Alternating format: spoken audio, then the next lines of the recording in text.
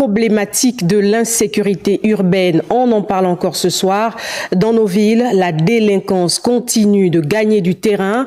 Les quartiers sensibles sont le théâtre de violences, vols, agressions, crimes. Les citoyens se sentent de plus en plus en danger. Comment expliquer cette montée de violence et surtout, quelle stratégie mettre en place pour prévenir le phénomène? On en parle avec Léonel Mboutsou-Pissam et Ulrich Mboutsou-Bié. L'insécurité bat son plein à Libreville. La recrudescence des cas de meurtre et des braquages enregistrés ces derniers jours met la population dans une stupeur sans précédent.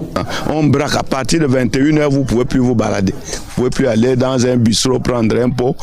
C'est du braquage. Au bon vieux temps, on avait la sécurité mobile qui circulait partout.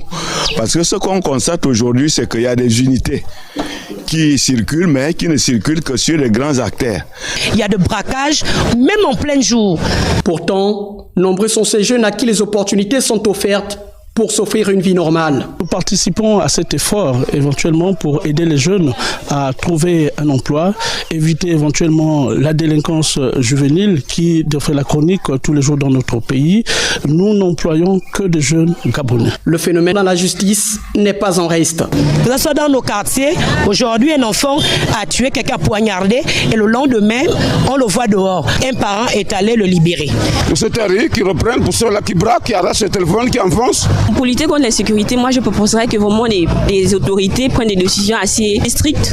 Au point lorsque l'on attrape un délinquant, par exemple l'autre qui a déchiré le bras de l'autre, vraiment, je pense que la peine de prison doit être alourdie. La sécurité de la population est une priorité. Ces actes de violence constituent l'une des préoccupations majeures des plus hautes autorités de la République.